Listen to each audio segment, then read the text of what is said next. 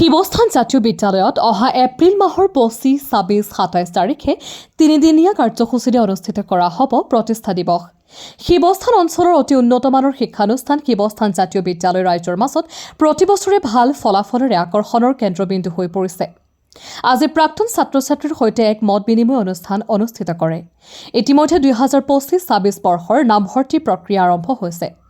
যদি আপোনালোকে আপোনালোকৰ সন্তানক উন্নতমানৰ স্কুলীয় শিক্ষা দিম বুলি ভাবিছে, তেতিয়া অতি সোনকালে যোগাযোগ কৰক শিৱস্থান জাতীয় বিদ্যালয় কৰ্তৃপক্ষৰ লগত।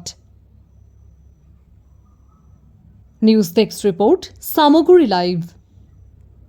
নমস্কাৰ, সকলোলৈকে আমি আমাৰ শিৱস্থান জাতীয় বিদ্যালয় ছিনিয়ৰ ছেকেণ্ডেৰী স্কুলৰ তৰফৰ পৰা সকলোলৈকে প্ৰথমতে আমি এই পবিত্ৰ ৰমজান মাহৰ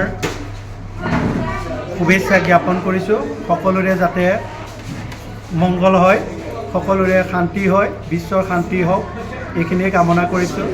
আজি আমাৰ শিৱস্থান জাতীয় বিদ্যালয়ে আমাৰ আগন্তুক 14 সংখ্যক প্ৰতিষ্ঠা দিৱসৰ উপলক্ষে আমাৰ শিৱস্থান জাতীয় বিদ্যালয়ৰ প্ৰাক্তন ছাত্ৰ ছাত্ৰীসকলৰ লগত মত বিনিময়ৰ এক অনুষ্ঠান আয়োজন কৰা হৈছিল।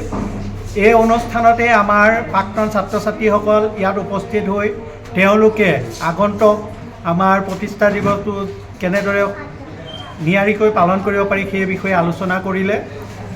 সেইকাৰণে আমি তেওঁলোকলৈ আমাৰ বিদ্যালয়ৰ তৰফৰ পৰা শুভেচ্ছা জ্ঞাপন কৰিছোঁ। তেওঁলোকে নিজৰ দায়িত্ববোধ পালন কৰিছে, যিহেতু তেওঁলোক প্ৰাক্তন ছাত্ৰ ছাত্ৰী হোৱাৰ পিছতো তেওঁলোকে আমাৰ বিদ্যালয়খনৰ কাৰণে ইমানখিনি কৰিম বুলি চেষ্টা কৰিছে। সেইকাৰণে তেওঁলোকক আমি আমাৰ তৰফৰ পৰা শুভেচ্ছা জ্ঞাপন কৰিছোঁ।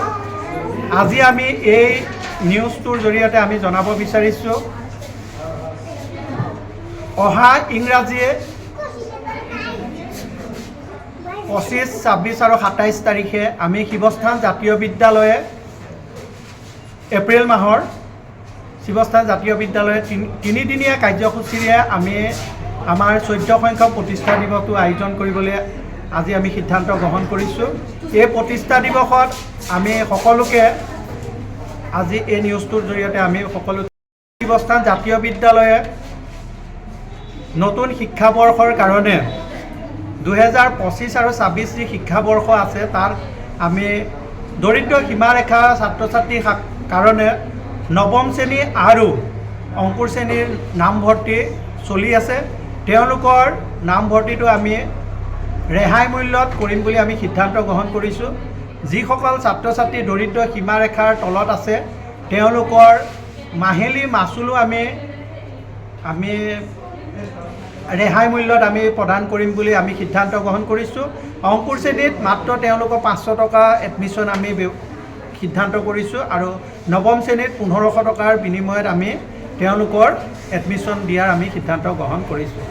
সৰ্বশেষত আমি সকলোৰে সুস্বাস্থ্য কামনা কৰিছোঁ। যিহেতু ঋতুৰ পৰিৱৰ্তন হৈছে, বতাহ বৰষুণ হৈছে, সকলো ছাত্ৰ ছাত্ৰী যাতে ভালদৰে থাকে, কাৰণ সুস্বাস্থ্য আমাৰ সকলোৰে কাম্য। স্বাস্থ্য যদি ভালে নাথাকে আমি জ্ঞান বিজ্ঞান ল'ব নোৱাৰিম। সেইকাৰণে সকলোৱে নিজৰ স্বাস্থ্যৰ প্ৰতি যতন লয়। আৰু বিশেষ আমি ক'বলৈ নাযাওঁ, আমাৰ প্ৰাক্তন ছাত্ৰ ছাত্ৰীসকলে তেওঁলোকৰ দুআষাৰমান আমি ক'বলৈ অনুৰোধ কৰিছোঁ যে আমাৰ প্ৰতিষ্ঠা দিৱসটো কেনেদৰে আয়োজন কৰে। ধন্যবাদ। প্ৰতি বছৰে আমাৰ শিৱস্থান জাতীয় বিদ্যালয় ছিনিয়ৰ ছেকেণ্ডেৰী স্কুলত প্ৰতিষ্ঠা দিৱস উদযাপন কৰাৰ দৰে এইবাৰো আমি 14 সংখ্যক প্ৰতিষ্ঠা দিৱস উদযাপন কৰিবলৈ ওলাইছোঁ।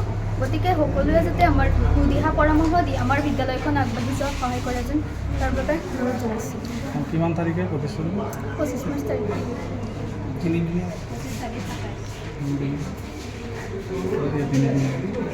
তিনিদিনীয়া কাৰ্যসূচী।